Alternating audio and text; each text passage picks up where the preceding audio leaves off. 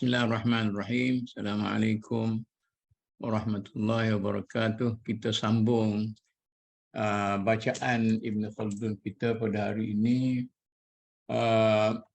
iaitu pada muka surat 390, Al-Faslu Tasi' wal Ishrun, pasal yang ke-29 fi makna al-bai'ah. Ini sesuai, ini maka Dr. Basri kata tadi lah. Arti bai'ah, pernyataan taat dia. Tajuk pun sesuai sangat, Datuk.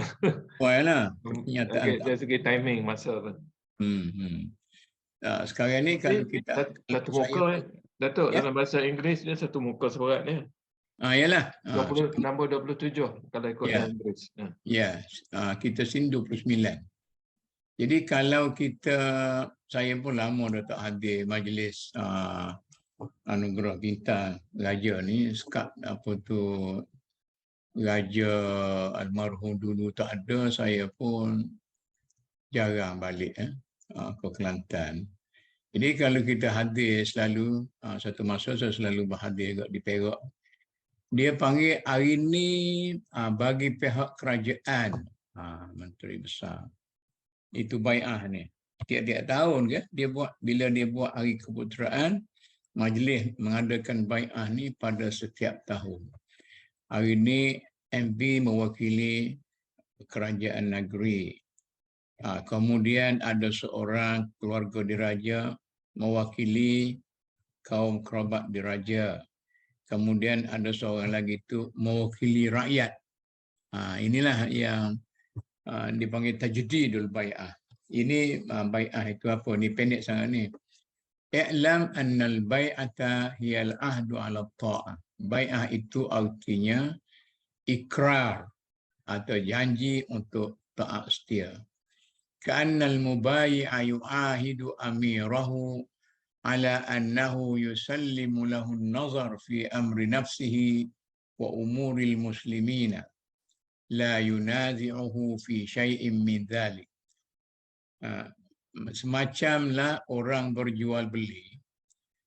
Dalam bai'ah ini orang memberi janji kepada ketuanya untuk menyerahkan urusan melihat kepada kepentingan negara dan masyarakat kepada ketuanya itu, la yunazi'uhu fi syai'in min dzalika, taat setia yang tidak berbelah bagi. Dia maknanya dia tidak akan menderhaka, tidak akan membantah dan sebagainya. Wa yuti'uhu fima yukallifuhu bihi minal amri 'alal mansyiti wal mukrahi. Jadi dia mana dalam bai'ah itu ada ikrar untuk ikut perintah dan melaksanakan apa-apa arahan, sama ada di masa senang atau di masa susah. Wa kanu idza bay'ul amir wa aqadu ahdahu ja'alu aydihim fi yadihi. Ini satu daripada cara prosedur yang berlaku pada zaman awal. Jadi dalam bai'ah itu ja'alu aydihim fi yadihi, dia bersalam. Bai'ah itu dilakukan secara bersalam.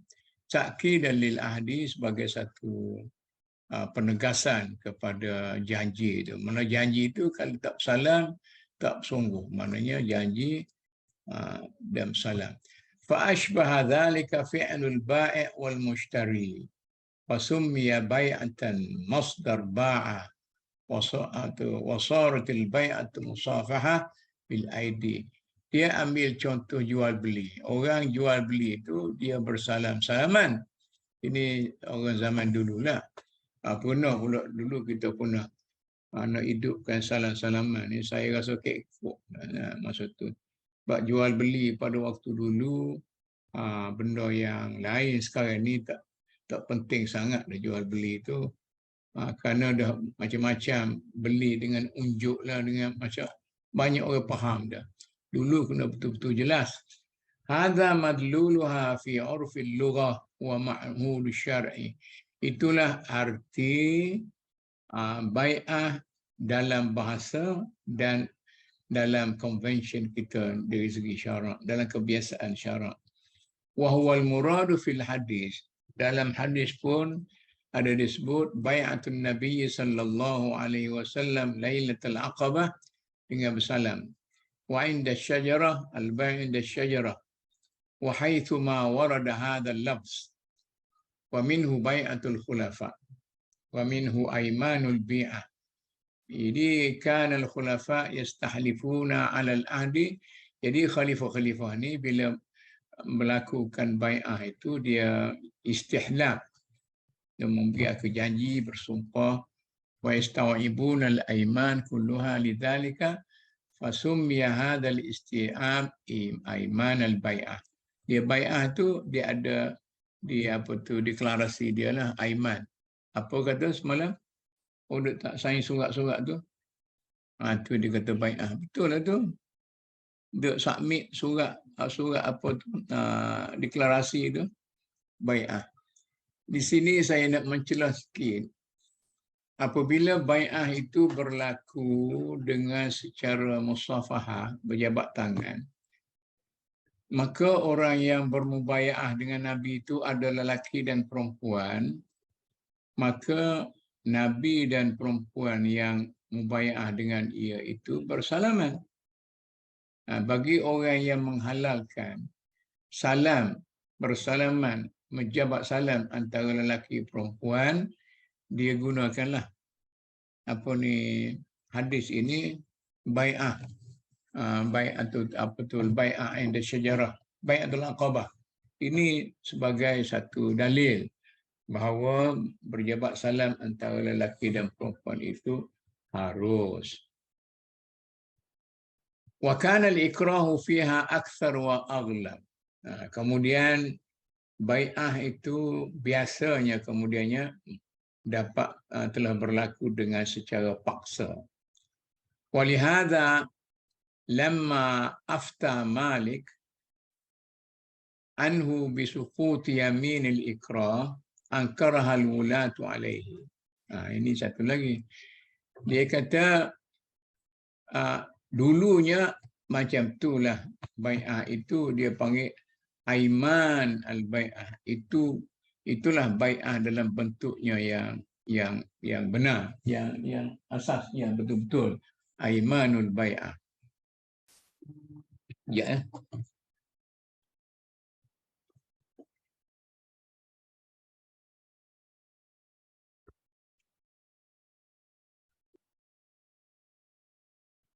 Dia panggil bai'ah itu janji untuk taat. Aiman itu sumpah setia. Dia melengkap antara satu sama lain. Maknanya ada bersalam-salaman, tanda sumpah setia, dan ada janji yang bersifat aiman. Aiman itu sumpah taat setia lah. Aiman, sumpah. Kemudian apabila sesudah lama-kelamaan bai'ah itu telah menjadi suatu yang dipaksa. Misalnya selepas Khulafaur Rasyidin, lepas pada Muawiyah itu, bai'ah dilakukan dengan secara paksa. Oleh kerana itu, apabila Al-Imam Malik memberi fatwa bahawa yamin, sumpah yang dilakukan secara paksa itu tak jadi, sukut, tidak boleh dikuatkuasakan. Angkarahal wulatu alaihi. Maka para pemerintah marah pada Imam Malik. Ini dikata fatwa yang tak betul. Sebab kalau kita terima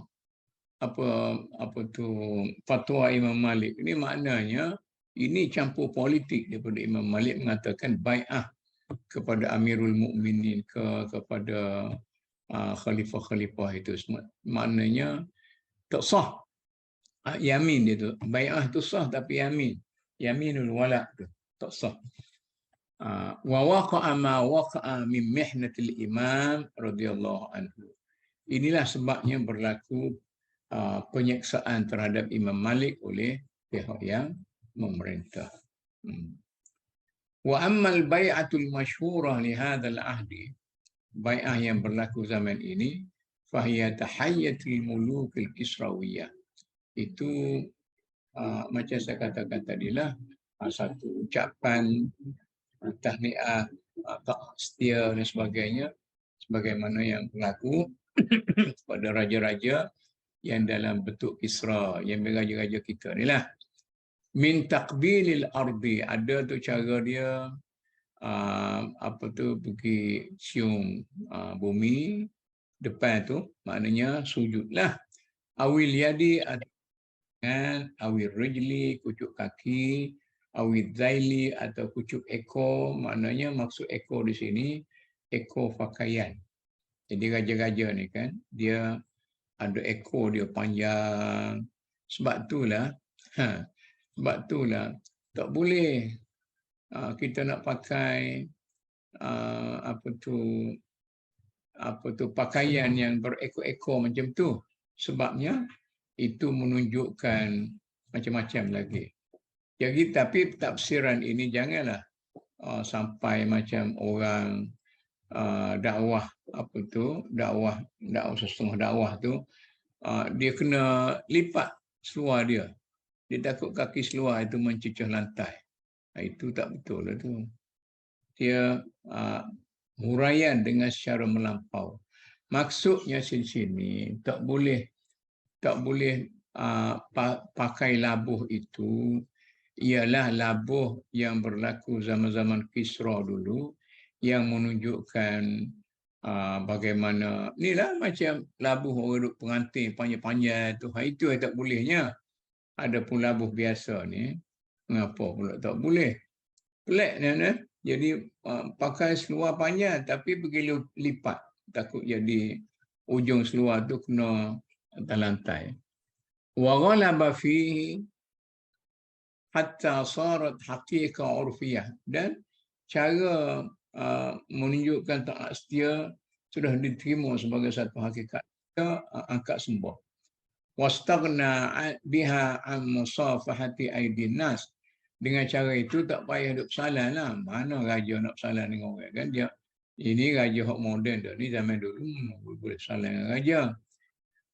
Allati hiya fil haqiqati fil asli. Sebenarnya asalnya bai'ah tu bersalah. Tapi oleh kerana ada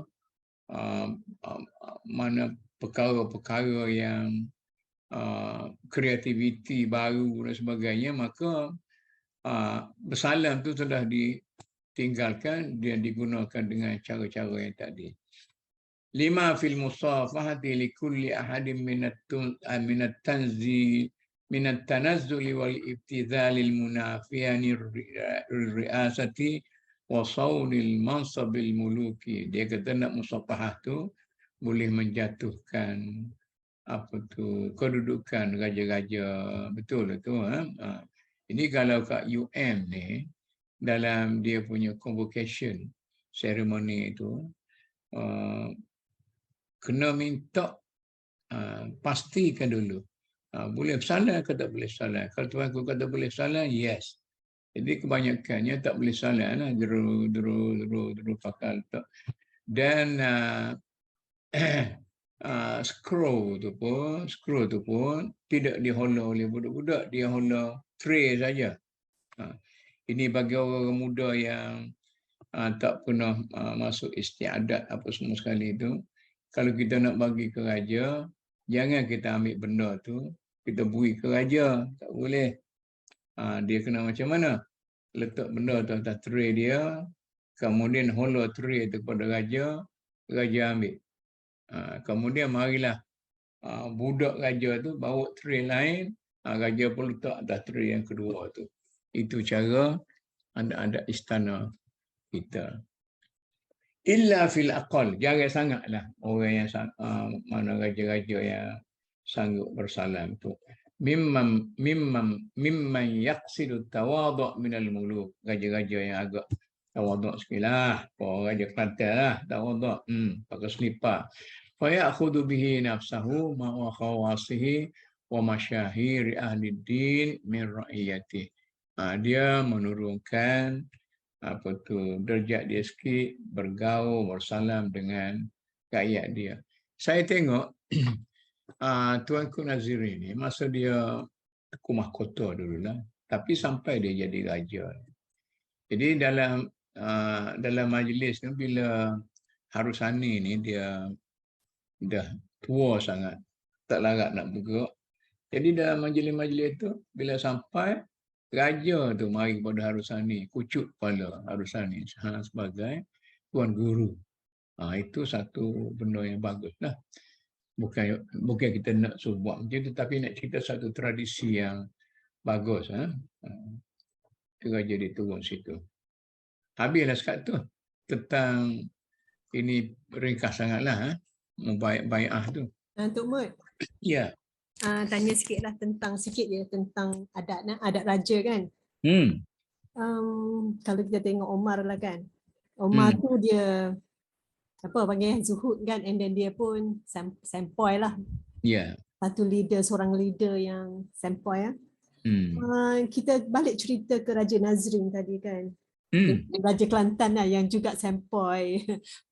Saya tak capur tadi, kata pakai selipar Raja Nazrin lah. Raja Nazrin dengan Raja Kelantan lah.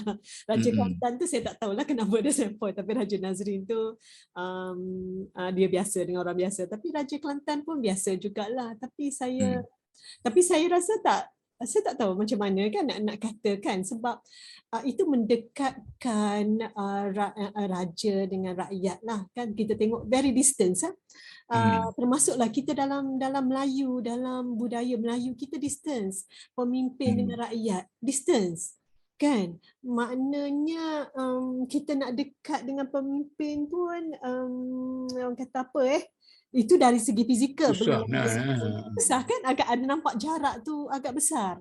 Jadi makanya kalau pemimpin nak faham isu-isu rakyat agak susah sikitlah kan. Dia ada budak-budak dia lah. Orang tu lah sampai. Kadang-kadang bukan first hand ya. Tak tahu original kau sudah dibuat kau. Tapi sekarang Tok Mut ada social media, Agong pun boleh direct je. Sekarang ni dia banyak langkah protokol lah. Tak payah ada third party kan, direct je Agong boleh faham keadaan rakyat dia. Sebab tu dalam suasana Malaysia sekarang ni kata akhirnya negara ni kepunyaan Agong lah. Sultan Tanah Melayu kan.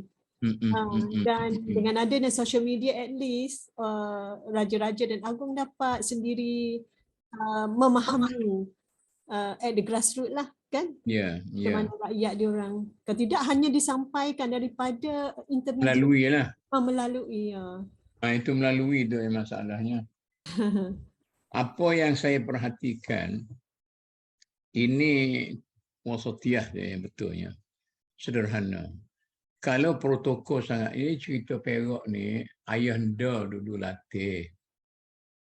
Ayahanda dulu latih supaya menghormati ni mufti dia ni. Ayah dia tu sangat hormat pada mufti Harusani ni. Jadi latih dia lagi, jadi macam tu diturun-turunkan lah. Jadi di Kelantan tu, Tengku Ismail Putra dulu dididik oleh mufti Haji Muhammad Noor Kelantan tu, itu tradisi tu. Jadi bila kata Haji Muhammad Noor Kelantan tu, dia macam taat sangatlah tuanku kepada ni. Cuma dari satu segi, kalau sekiranya protokol tu terlampau ketat, sukar kita nak berbicara dengan raja. Tapi kalau protokol tu banyak yang dilupakan, maka keadaan tidak memberi keuntungan sangat pun kepada rakyat. Kadang-kadang kalau raja tu macam nak lompat pagar sendiri, tak nak lalu ke atas kapet merah lah, nak majadua dia ikut masing-masing dia, menyusahkan rakyat juga. Itu dia kena sederhana lah. Tok Mut, ingat tak cerita kisah Barnaki tu kan? Bermaki tu kan. Saya tak tahu raja sebelum Harun al-Rashid atau selepas Harun al-Rashid, raja-raja diorang orang kata apa, sebab bila diorang jadi putera raja dan raja, diorang ni muda. Jadi biasanya diorang ni dikawal oleh wazir.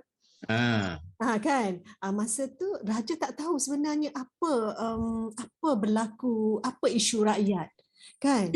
Itulah berlaku eksploitasi tu. Bila raja tu muda sangat, dilantik menjadi raja, maka orang sekeliling itu akan mengeksploitasi lah. Akhirnya dia yang nak jadi raja. Yalah.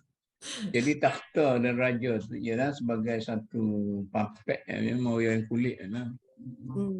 Tapi kalau kita tengok kan hubungan antara mufti dengan raja-raja kan, agak rapat jugalah, sebab saya tengok masa siapa Al-Fatih ke Salahuddin Al-Ayyubi dengan dia raja kan, antara dia punya apa ni ulama, itulah partnership antara raja dan ulama kuat. Jadi maka itu adalah saat-saat keutuhan kerajaan Islam pada ketika itulah. Betul. Kan? Ini dalam sejarah Kelantan. Kalau ustaz kami ada, saya suruh dia cerita ni. Memang kami memang dia yang dia satu masa tu untuk kenali Tengku Laksmana, dan jadi macam ni. Raja, ulama dan pentadbir. Bila tiga tu berpakat, bahagialah negara. Kalau kita kata agung boleh selaras dengan puak-puak NCS ni, puak-puak civil servant, kemudian orang-orang politik, tiga tu, dan ulama. Jadi boleh, kalau dia boleh bergabung elok-elok, tak ada masalah lah. Itu kekuatan dia. Kami pun tengok macam tu. Datuk, dengar tak? InsyaAllah. Dengar. Ana nak bertanya sikit sebab Ana tengok walaupun ringkas kalau ikut bahasa Inggeris, satu muka surat, Ana cuba nak memahami mungkin intent ataupun niat Ibn Khaldun untuk menghurai dan bicara soal bai'ah ni. Sebab dia tajuk Inggeris yang kata the meaning, maksud daripada bai'ah. Itu. Jadi dalam proses tu dia juga satu muka surat ni dia juga bicara apa merupakan maksud ayat, apa istilah tu sendiri. Kemudian dia juga menceritakan bagaimana juga dalam bahasa Inggeris customary ni makna dia apa istilah, macam biasa terjadi kelaziman, kebiasaan. Dan kalau juga dalam undang-undang kita panggil convention. Dan juga dia bicarakan juga dari tradisi. Dan juga dia cuma maksudkan Islam bai'ah tu asalnya pun hanya berjabat tangan ataupun salam. Terfikir Ana kenapa Ibn Khaldun perlu menghurai sebegitu rupa. Mungkin dia pada paragraf akhir tu dia cuba, tapi Ana tarik bila dia huraikan mengenai bagaimana Imam Malik terkesan dari segi huraian Imam Malik tu supaya bai'ah tu tidak satu yang paksa, compulsory. Jadi terfikir Ana juga mungkin ada di sebalik satu muka surat ini beberapa isu juga dari segi maksa banyak bai'ah ni. Apa implikasi bai'ah, apa makna bai'ah selain daripada atau cara ataupun budaya ataupun kelaziman satu budaya dalam memberi ketaatan sama ada pemerintah. Sebab dalam proses tu dia berubah daripada satu tamadun atau satu masyarakat. Namun maksud bai'ah yang hendak difahamkan kita dalam Islam tu sebenarnya bai'ah dalam bentuk bagaimana, mungkin itu yang dia anak satu daripada intipati lah apa maksud bai'ah tu. Mungkin ada Datuk dalam proses menyampaikan tadi tertanya ada apa mungkin intipati yang dia yang maknanya kalau kita kata nak intipati itu, bai'ah ni secara konseptualnya ada bertujuan, maknanya pernyataan tak setia. Pada peringkat awalnya ikut cara awal ialah dengan berjabat salam. Kerana ikut orang berjual beli itu berjabat salam. Kita sekarang ni jual beli pun tak jabat salam dah. Kemudian benda-benda seremonial ni dia akan berubah dari masa ke semasa. pentingnya tutup aurat. Pakai kain ke, pakai seluar ke, pakai jubah ke, penting tutup aurat. Jadi sekarang ni bila berlaku pembaharuan bai'ah tu melalui macam saya katakan tadi, ada 3 pihak yang akan menyatakan taat setia kepada Tuanku, bagi pihak kerajaan, bagi pihak orang-orang besar dan keluarga diraja, dan bagi pihak rakyat. 3 pihak. Jadi dengan cara wakil dia tu pergi ke mikrofon, baca dia punya teks tu begini. Jadi ini satu cara bai'ah lah. Tapi apakah perubahan dari segi format itu boleh membuang arti? Maka dia kata di sini, Ibn Khaldun kata tidak boleh membatalkan artinya. Cuma yang agak signifikan sikit ialah tentang aiman tadi. Aiman tu bai'ah yang berkembar dengan sumpah. Aiman. Jadi Imam Malik di sini dengan secara tulus dan ikhlas memberi fatwa yang betul. Jadi bila ada sumpah, kalau langgar sumpah tu kena bayar fidyah. Okey, ya. Ada implikasi dari segi fiqh lah, ada implikasi. Kenapa kena bayar? Jadi kalau bila ada sumpah dengan ikrah, dengan paksa, maka batal. Jadi soalnya bila kita jadi mufti, benda ni lah banyak yang mufti-mufti kita tak berapa nak arif ni lah. Jadi dia tengok dalam kitab tu, dia pun pakai godadem. Dia tidak mengambil kira realiti, tidak mengambil kira adat istiadat orang, realiti hidup masyarakat dan sebagainya. So, dia bagi fatwa tu yang bertentangan dengan disiplin semasa masyarakat ataupun adat istiadat semasa dan sebagainya, kepentingan semasa. Maka jadilah fatwa dia tu maknanya kita katakan rough, tak sesuai dengan inilah yang jadi Imam Malik bagi fatwa yang betul. Bila ada aiman sumpah dengan maka batal. Ini dari segi politiknya memberi satu implikasi yang besar terhadap apa tu. Itu yang ditentang sampai Imam Malik tu kena masuk penjara. Prof. Sumpah dengan deklarasi tu. Prof, kalau tak silap saya, Imam Malik sebenarnya, sebab soalan tu ada ditanyakan kepada beliau lah, dan dia imam yang besar kan kat Kota Madinah sana kan. Lepas tu beliau menjawab dengan konteks yang berbeza. Cuma masa tu gerakan Abbasid tengah naik kan, masa diorang nak cabar Uthmaniyah tu. Dua orang pakai hujah yang sama. Imam Malik kata tu bahawa allegiance ataupun akuan sumpah yang telah diberikan tapi berniat secara paksa oleh pemerintah jadi tak valid. Dia orang nak cabar Umayyah tu kan, tu yang orang kata Imam Malik difitnah tu. So akhirnya orang merujuk kepada siapa yang kata. Orang kata Imam Malik yang kata. So padahal Imam Malik merujuk pada konteks yang berbeza kan. So akhirnya orang kata musibah kepada Imam Malik lah, cabaran hidup dia lah. Betul.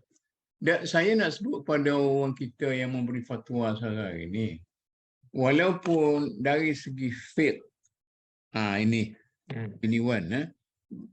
biasa dia fiqh ni, dia 2 kali 5, 10. Itu fiqh. 2 kali 5, 10. Jangan kata tidak 10, tak kena. Banyak orang-orang kita ni, bila dia nak ubah hukum sikit, dia kata ini maslahah lah, ini apa-apa semua sekali. Tak betul. Lari daripada dia nak kata 2 kali 5, 11 tu, alasannya begini. Tak betul. Okey. Tetapi apabila fatwa berasaskan 2 kali 5, 10 ni, berasas kepada fiqh, nampaknya bertentangan dengan kepentingan semasa dan sebagainya, dia kena berubah kepada fatwa dalam kategori yang kedua, iaitu fatwa yang berasaskan kepada maqasid. Saya tidak akan melihat kepada dia punya bentuk tu, tapi saya melihat kepada objektif. Itu satu.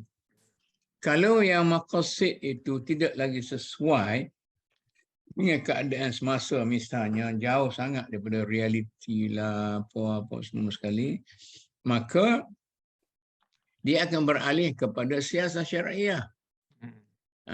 Siasat syariah, kita, kalau saya selalu terjemah, polisi semasa yang perlu dilakukan pada waktu itu, walaupun dari segi fake-nya tidak begitu betul, tetapi siasat syariahnya ada. Jadi mungkin Imam Malik terlupa tentang realiti politik pada waktu itu. Jadi dia memberi fatwa berasaskan kepada fake yang dia kata itulah. Jadi kalau kita sekarang ni pun kita kena pandai-pandai lah. Saya duduk sedia ada ingat ke parti Wan lah benarnya, ingat pemerintah. Jadi saya kalau PAS jadi Perdana Menteri, saya nak bagi ingatannya, beringat sikit lah. Tak usah gaduh nak hudud lah. Mungkin naik kereta sehari, kecek buat hudud lalu. Dari segi siasahnya tak betul lah tak. Dari segi fake tu okey. Saja burang awal ni. Datuk, Ana mencelah sikit. Sebab Ana sendiri mendengar hujah-hujah bai'ah ni sejak daripada Harakah Islamiah lagi. Ya. Okay. Jadi gerakan Islam tahun sejak 70-an 80-an mengguna juga bai'ah. Jadi sebab tu huraian perbincangan kita ni agak menarik, relevan sebab kita juga bicara bai'ah kepada negara, bai'ah kepada apa nama sultan ke tu satu juga bai'ah. Jadi konteks bai'ah dalam konteks macam Ustaz macam Tok Mut bincang tadi lah, konteks apakah dianya dibuat dalam konteks kita panggil tadi organisasi ataupun jamaah, dalam konteks satu negara, ada juga mungkin berlainan dan balik pada maqasid ataupun tujuan sebenarnya bai'ah. Bila digunakan bai'ah dalam hujah kunun syara, bai'ah, jadi itu yang ada hujah. Kalau tak masuk jamaah, tak masuk syurga. Itu mana hujah-hujah yang kadang-kadang tak menepati juga lah. Itulah terlampau straightforward. Dalam memahami konteks dan istilah dan maksud. Tapi bai'ah tu memang ada tempat, ada keperluannya kan untuk kita nak boleh melaksanakan bila seorang tu berbai'ah pada sultan dalam bentuk bai'ah pada negara, bai'ah pada agung. Maka dia kena memenuhi tanggungjawab dalam dia punya bai'ah tu. Itu penggunaan istilah bai'ah tu boleh diumumkan di mana-mana pun boleh lah. Jadi dalam society, politik apa semua sekali itu bai'ah tu. Bagus itu dari segitunya. Jadi yang ni panjang ni lepas tu ataupun kita nak bukti setakat ni dan kita buat minggu depan Wilayatul Ahdi ni, kalau ada isu-isu lagi kita bolehlah bincang bai'ah ni ya. Jadi satu konsep yang besar, walaupun perbicaraannya ringkas di sini, tapi dia punya konsepnya besar. Nampaknya dia lah pasal ni lah orang Syekh ni dah jadi Perdana Menteri lah ni Puan Azli, orang Syekh jadi Perdana Menteri lah ni, dia kena balik habis lah. Dulu kita kata benda-benda macam ni terhenti apabila dia berpindah wadah daripada perjuangan dakwah biasa kepada politik. Politik, sekarang dalam politik. Nak sesuaikan. Pelbagaian dalam politik pula kita. Jadi sekarang ni dia dah balik ke tampuk melalui politik. Dia cuba sesuaikanlah. Tapi anda rasa, Datuk, kebetulan kita bincang, mungkin sesuatu yang begitu menarik dan mencabar para ulama fuqaha dalam membicarakan senario bukan saja Malaysia tapi ala baru lah. Sebab kita membicara masyarakat majmuk. Kita bicara pelaksanaan Islam dan masyarakat majmuk yang mungkin kita majoriti tapi tak majoriti banyak macam negara Arab. Dan banyak hujah-hujah dan tengah kitab-kitab yang kita pelajari mengenai kafir zilmi, kafir itu semua tu Ya. juga perlu Ditafsirkan semula. ditafsir oleh tokoh-tokoh negara kita, tokoh agama negara kita. Tapi setengahnya tu yang hanya bacaan dia terhad pada kitab-kitab yang tertentu ataupun dalam bab yang tidak menyeluruh tapi hanya terjurus dalam bab contoh fiqh. Sedangkan fiqh ini juga merupakan satu yang perlu mengambil pedaran ataupun realiti semasa. Jadi ada fiqh waqi' tu fiqh kenyataan, fiqh alawiyat, fiqh keutamaan, dan fiqh kita sekarang ni macam mana fiqh Malaysia dia katakan sesuai dengan Malaysia tu juga akan jadi satu yang amat diperlu di kalangan tokoh-tokoh agama kita di Malaysia lah. Walaupun dia belajar di mana pun, ini problem juga kalau belajar di Timur Tengah. Balik Malaysia dia kena dapat tingkatkan ataupun orientasikan faham dia kepada realiti kita. Mungkin tak ramai yang ada kuat tu. Jadi macam Ibn Khaldun ni, anak rasa dia kerana dia libat dalam dia di tengah-tengah. Betul. Jadi Ibn Khaldun ni berbeza. Dia merentasi banyak ilmu. Dia ada ilmu. Dia ada ilmu agama, dia ada ilmu yang bukan agama, tapi dia juga adalah aktivis dalam penggerakan perubahan-perubahan tu. Jadi anak saya itu yang agak dapat tokoh Ibn Khaldun ni agak sukarlah.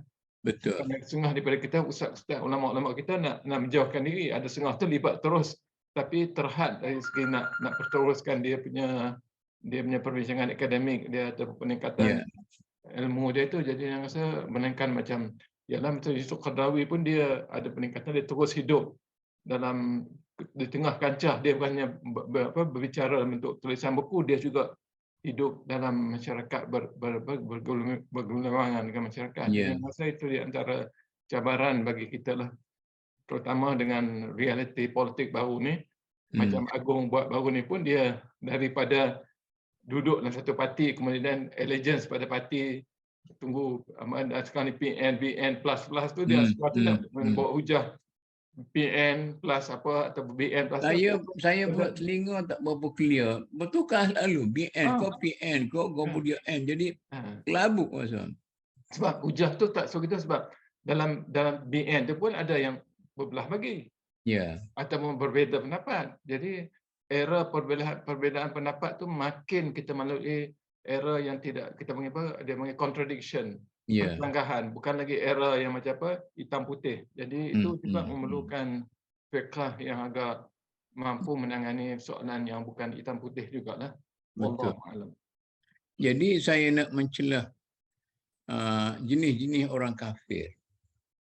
Dalam kitab-kitab lama dia menggambarkan realiti pada waktu itu. Kafir itu harbi, zimmi, musta'man. 3. Jadi habis-habis paling cerdik orang sekarang ni, dia kata harbi macam ni dalam realiti sekarang.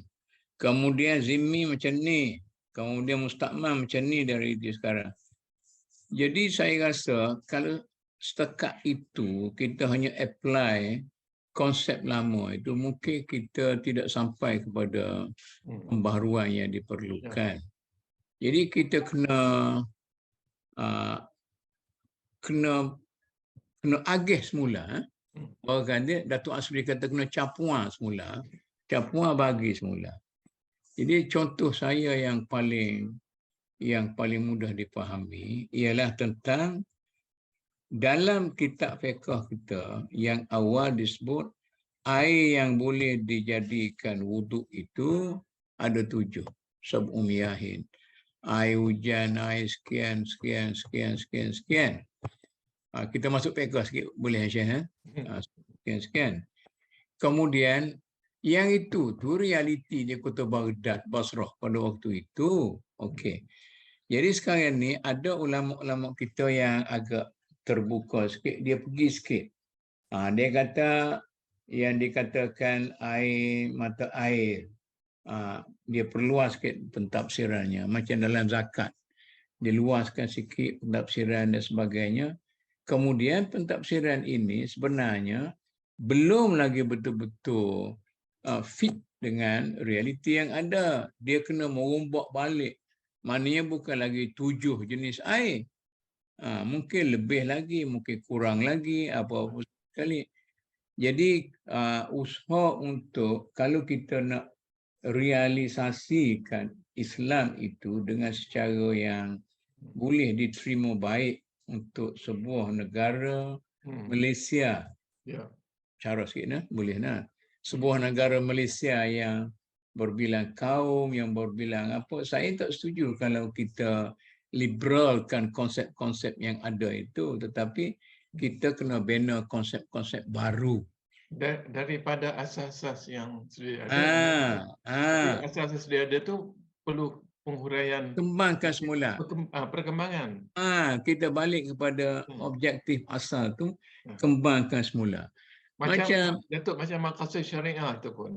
Dia berbicara apakah terhad pada 5-6 saja. Tak ada, dia berubah-ubah pada ini 5-6 tu ialah pandangan ulama pada suatu waktu, ada yang 7, ada yang 3.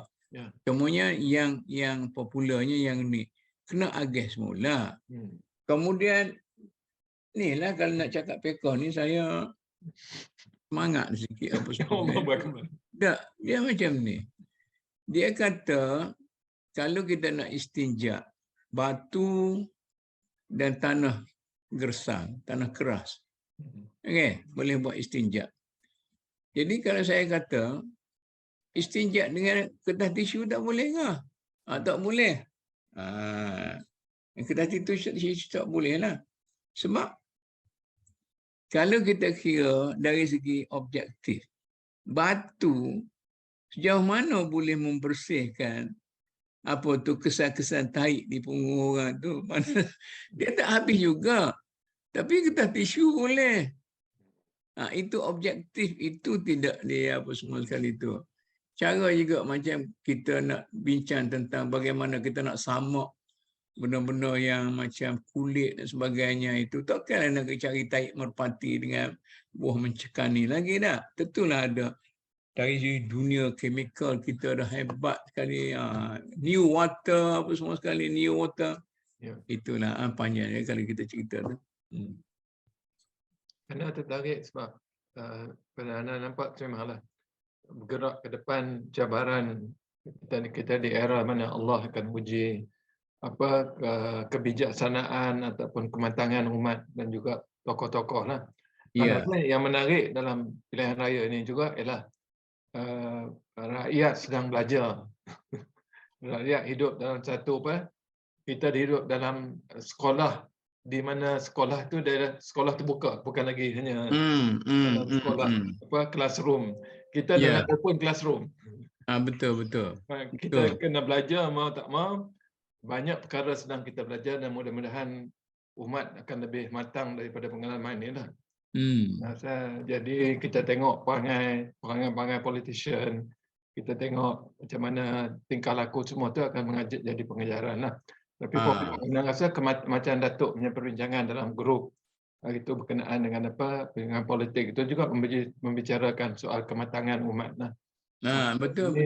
Mematangkan kita dan menarik dalam era baru ni. Kita bukan hanya terikat dengan kelas di mana cikgu yang menentukan, tapi kita belajar dengan pelbagaian maklumat pada kita, social media, mainstream, TV pun dah balik nak berperanan berbagai sebuah pengaruh dan influencer dengan sebab tu kita bicara soal golongan muda bagaimana dipengaruh dengan TikTok. Tapi itu realiti juga, suka tak suka generasi muda kita yang masuk undi 18 tu banyak dipengaruhi oleh TikTok. Jadi itu realiti era baru. Jadi makna dia para pendakwah yang makan cekdis. Anda tarik ialah peranan du'a. Peranan pendakwah dalam era sekarang, kerana banyak faham Islam tu sedang dibuka depan kita. Sejauh mana fikrah faham umat terhadap Islam berbanding dengan kesempatan diguna oleh pelbagai orang untuk di tahap kefahaman umat lah. Jadi ini mencerminkan juga nilai dan faham kita terhadap asas-asas Islam dalam bentuk in real life, bukan lagi theoretical, bukan lagi bahawa dia ni dalam kitab dalam buku, tapi dalam arti kata kita nak menentukan ala tujuh negara dan lain-lain. Tapi pada ana, wallahu a'lam, segimanapun ini qada-qadar Allah dalam era yang baru dan agak menarik lah, kerana besar lagi apa. Ana tertarik yang berbicara soal Islam pun, yang kita bincang bagaimana Muslim Chinese, bagaimana Muslim India, macam kita minoriti Muslim tu tak kita terfikir sama sekali. Macam Anda terfikir tu je, Anda kata perbincangan, kata Anda pernah buat komen dalam grup WhatsApp grup, Anda kata hati-hati dalam berbicara soal Cina. Lebih ramai Cina Muslim daripada malah orang Melayu Muslim dalam dunia. Betul. Kadang-kadang terbawa-bawa dengan ucap tanpa kita memahami realiti. Malah Muslim Chinese dan semua ini kan, jadi kita terbawa lah. Sampai kena di kalangan kita ni ada imam-imam masjid yang kadang mak bapak dia orang Cina. Dia terkelan juga lah sedangkan dia imam. Wallah anak benar itu, tapi anak satu anak menarik lah era kita ni. Yang kita tak boleh simplicity, sia-siakan. Tak boleh. Kita kena mulakan balik lah. Gimana Wan? Ada orang lain nak respon ke? Prof, saya nak tanya sikit. Berkenaan dengan perbezaan yang Prof kata tadi, yang fiqh dengan syariah Islamiah kan? So, kedua-duanya mempunyai metod yang tersendiri lah, metod yang tersendiri untuk kita keluarkan panduan ataupun hukum ataupun undang-undang ke, atau panduan lah, secara umumnya panduan lah kan? Jadi kalau dalam fiqh ni, dia orang dah ada dalam dunia fiqh ni, mereka dah ada metod sendiri macam qiyas, ijma', kemudian sada zara'ah kelapa semua kan.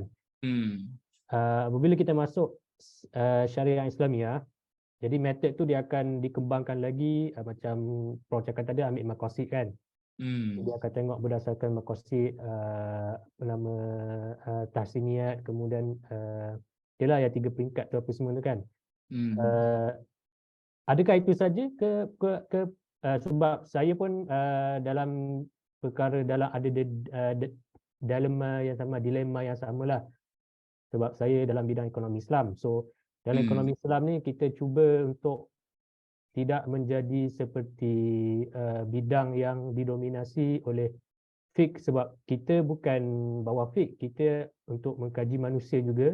Pada masa sama kita guna panduan yang ada dalam Quran dan Sunnah, dan orang yang pandai dalam panduan Quran dan Sunnah ni antaranya orang fiqh lah. Jadi terdapat dilema yang sama lah untuk kami dalam ekonomi Islam dan juga syariah Islamiah. So apa metod yang lain yang Prof rasa penting jugalah untuk digunakan?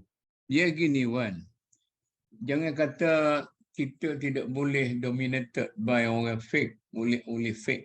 Kita fiqh itu lebih dominan daripada hal-hal lain. Mana semuanya yang mentafsirkan Quran Sunnah itu ialah fiqh lah. Dan dia ada metod yang kita warisi daripada Nabi. Dia kata Quran Sunnah ni ini. Kemudian tak ada cara untuk mentafsir Quran Sunnah ni masing-masing. Dia ada metod dia kan. 1, 2, 3, 4, 5. Malangnya orang kita bila dia belajar usul fiqh, dia tidak belajar usul fiqh yang praktikal. Dia belajar usul fiqh sebagai satu dokumen yang matilah. Jadi orang kata, kita ada Quran, kita ada sunnah, ada qiyas, ada ijma', apa semua sekali. Itu sepatutnya syariah di hadapan kita tu, metod yang paling pertama sekali, bila kita kata Quran, dia bukan di situ. Ada Quran tu, pertama sekali metod yang paling tinggi macam dalam undang-undang, tafsir. Kalau kita boleh sampai kepada maksud yang dimaksudkan dalam Al-Quran melalui metod tafsir, maka itulah sebaik-baiknya. Kerana bahasa itu adalah alat untuk menyampaikan sesuatu ilmu, suatu konsep. Tetapi kadang-kadang tafsir ni ada yang jelas, ada tak jelas, itu yang ada takwil lah, macam-macam. Kemudian tafsir bil ma'thur, tafsir bil apa-apa. Itu saja dah begitu luasnya. Kemudian bila tafsir tu dah selesai, maknanya buntu juga, barulah pergi kepada qiyas tu. Tak? Bukan terus Quran. Jadi itu kita simpul.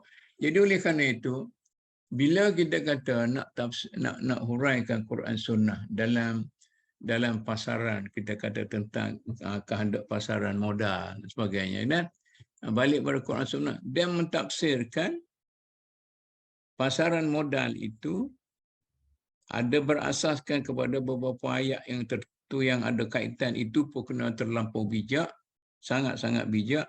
Kemudian kita kena relatekan dengan realiti. Itu nak sampai ke realiti itu melalui maslahah ke, melalui qiyas ke, melalui apa maqasid, itu yang menjadi masalahnya.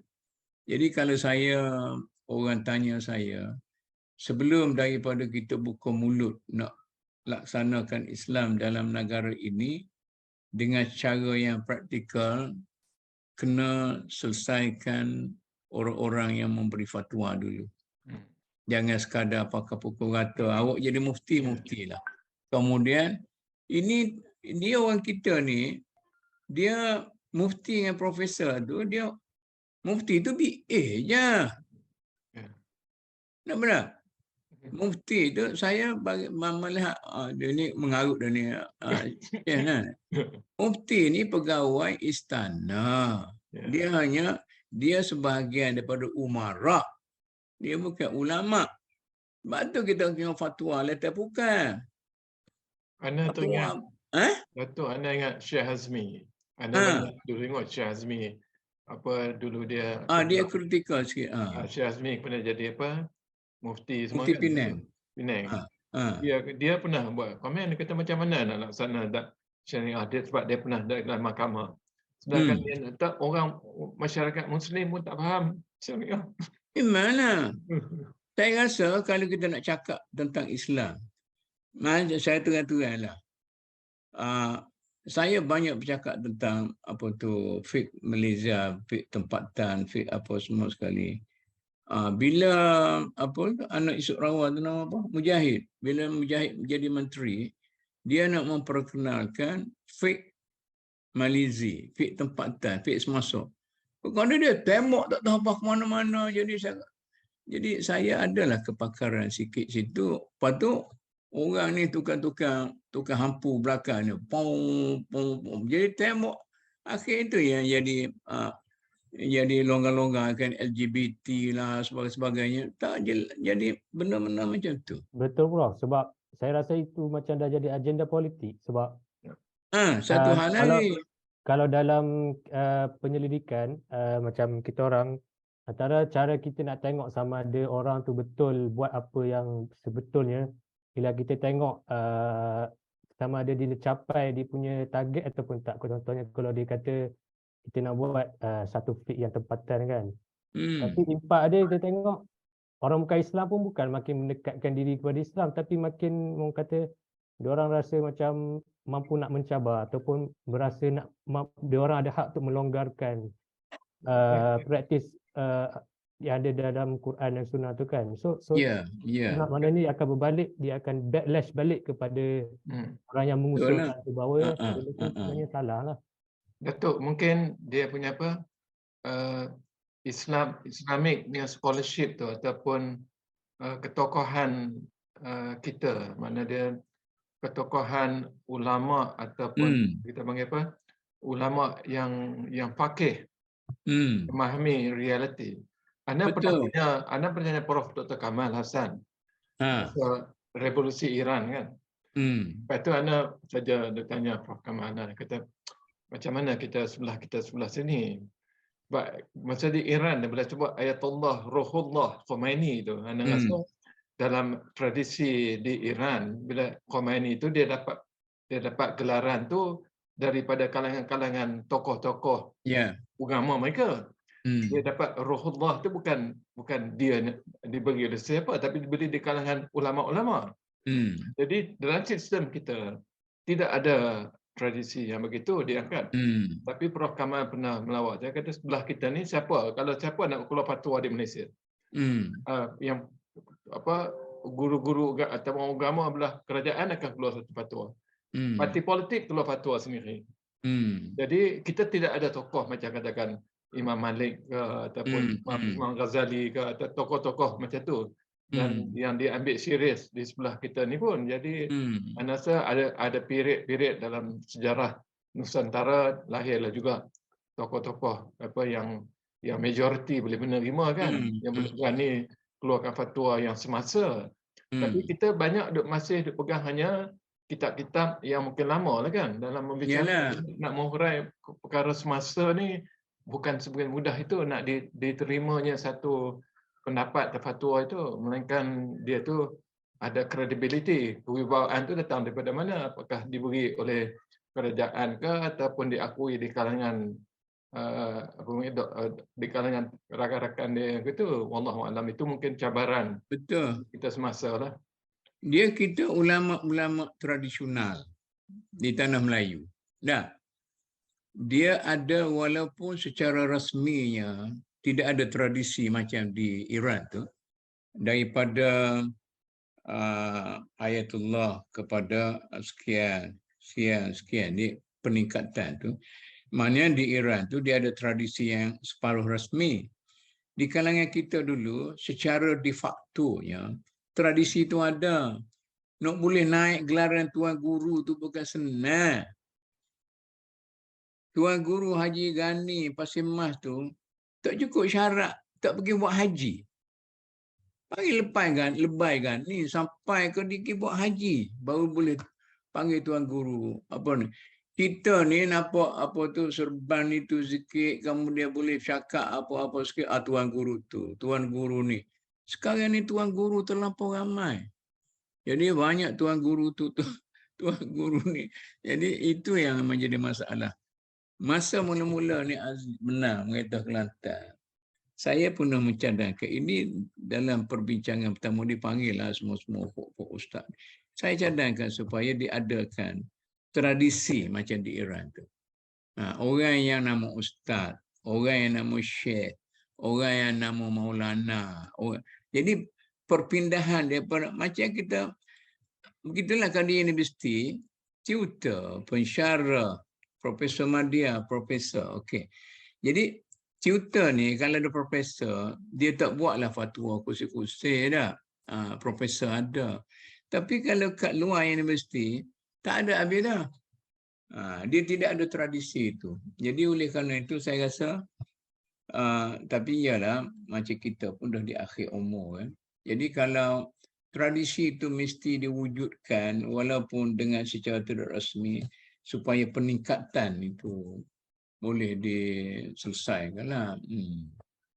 Okey dah dulu hari ni. Okey, insya-Allah minggu depan lah pula. Minggu depan ni kita masuk kepada wilayatul ahdi. Ni pelantikan pelantikan putera mahkota atau pengganti. Wallahu a'lam.